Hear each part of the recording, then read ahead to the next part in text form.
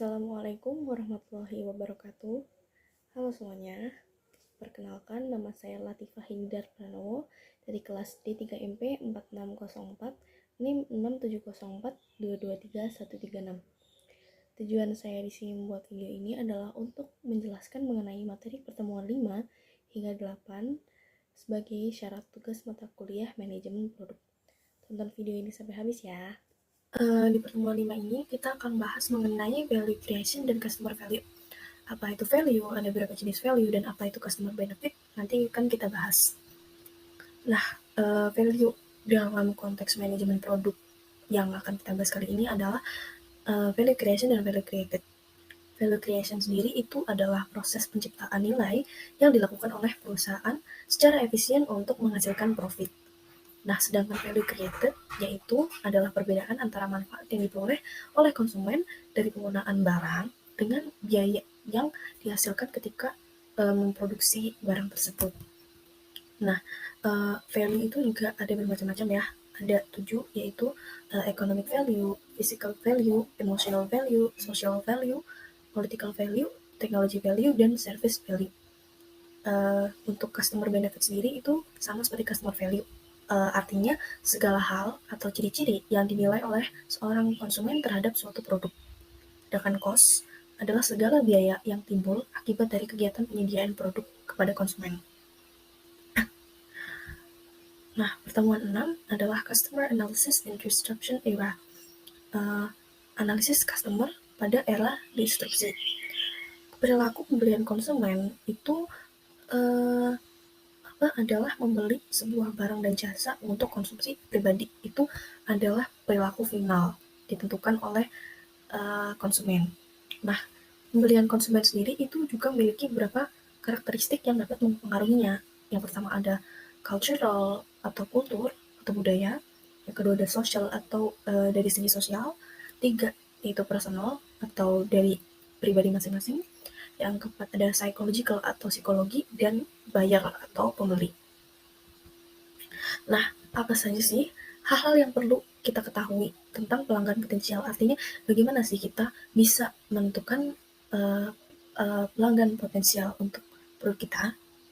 Yang pertama, who buys and uses the product? Siapa yang memakai dan membeli produk itu? Gitu. Dalam hal ini kita bisa juga mendeskripsikan konsumen. Semisal dari segi demografi, dari segi jenis kelamin, dari segi kegiatan, kesehariannya, pekerjaannya, atau dari segi umur, tentang umurnya berapa sampai berapa.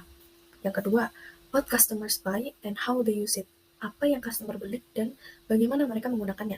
Karena pada dasarnya customer itu mengincar manfaat, bukan produk. Maksudnya artinya ketika customer membeli produk, ketika produk itu tidak bagus, mereka tidak akan menerima manfaat.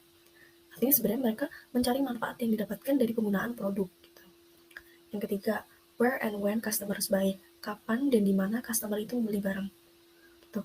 Kapan? Misal seasonal atau dari musim-musim gitu. Ketika musim hujan kita membeli jas hujan.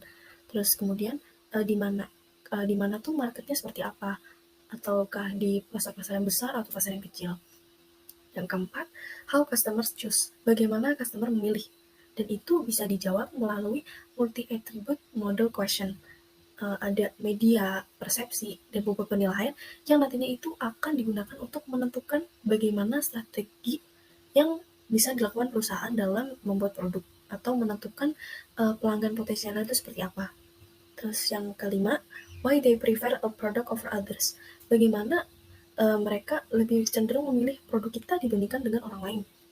Karena sumber nilai produk bagi konsumen itu berbeda-beda. Ada yang dari segi ekonomi, ada yang dari segi fungsional atau bagaimana kita menggunakannya, ada dari segi psikologi atau dari secara rohani atau mental, dan juga dari segi brand equity. Kemudian yang keenam, ada how they respond to marketing programs. Bagaimana mereka merespon atau memberikan umpan atas adanya marketing yang telah kita lakukan.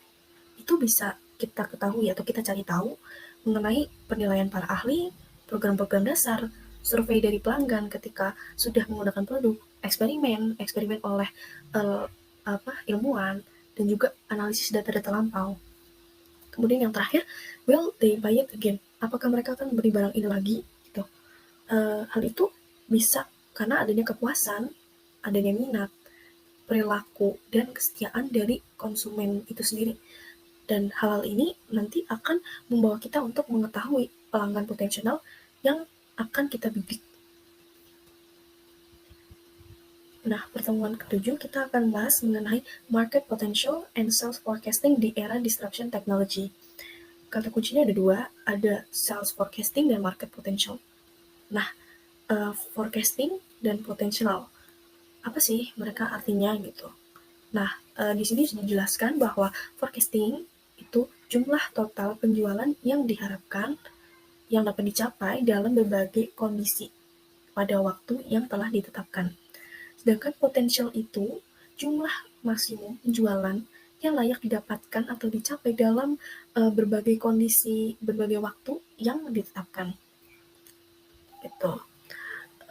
Dalam menentukan market potential dan sales forecasting di era disruption technology ini, ada beberapa information source atau sumber informasi yang dapat kita dapatkan, yaitu pertama ada government source atau sumber-sumber dari pemerintah. Artinya contohnya seperti pasal-pasal. Yang kedua ada trade association atau organisasi-organisasi perdagangan.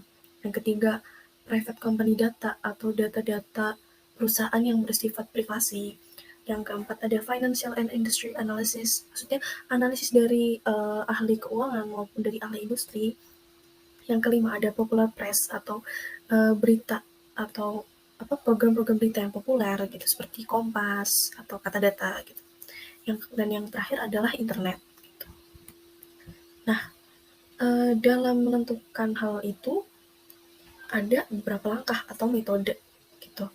Nah, analisis penilaiannya itu ditentukan berdasarkan bagaimana kita menentukan calon pembeli atau pengguna produk potensial kita ini siapa gitu. Seperti yang tadi sebenarnya sudah dijelaskan bagaimana consumer itu membeli, bagaimana consumer itu memilih begitu. Kemudian B itu kita harus menentukan berapa banyak dalam tiap kelompok pembeli potensial itu yang ditentukan berdasarkan langkah dalam menentukan pelanggan potensial yang tadi sebelumnya. Kemudian yang terakhir atau C itu memperkirakan tingkat pembelian atau penggunaan. Gitu. Kemudian yang terakhir ada developing match product strategy to face disruption technology. Kita sudah tahu ya kalau kita sudah menghadapi industry 4.0 gitu. What are we headed? Apa yang akan kita hadapi? How will get there? Bagaimana cara kita untuk ke sana? What will we do? Apa yang harus kita lakukan? Itu merupakan salah satu hal yang krusial gitu. Karena nih ada juga beberapa alasan mengapa kita harus melakukan pengembangan produk. Gitu. Yang pertama, menjamin kelangsungan usaha perusahaan karena tidak mungkin ya kita membangun perusahaan dan nanti akhirnya akan bangkrut. Gitu. Yang kedua, produk life cycle yang semakin pendek. Life cycle atau proses hidup produk itu semakin kesini semakin pendek. Yang ketiga ada kondisi pasar yang berubah. Artinya yang dulu butuhnya ini, sekarang butuhnya ini. Maksudnya kebutuhan dan kebutuhan dari konsumen itu akan mengubah kondisi pasar itu sendiri. Yang keempat ada sasaran keuangan. Dan yang kelima ada diversifikasi usaha regulasi. Kemudian ada juga fungsi-fungsi yang mendukung pengembangan strategi produk. Yang pertama ada R&D, Research and Development.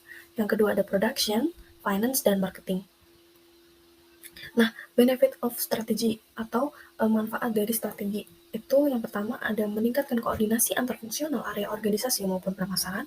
Yang kedua, kita juga bisa menentukan strategi untuk menentukan alokasi sumber daya demi efektivitas perusahaan.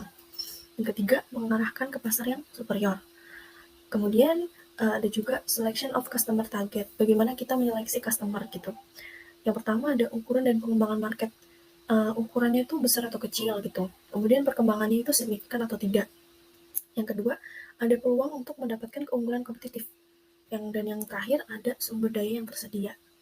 Nah, kemudian setelah selection-nya itu ada juga positioning yang merupakan inti dari strategi dalam menentukan forecasting dan juga maksudnya dalam menentukan strategi produk gitu.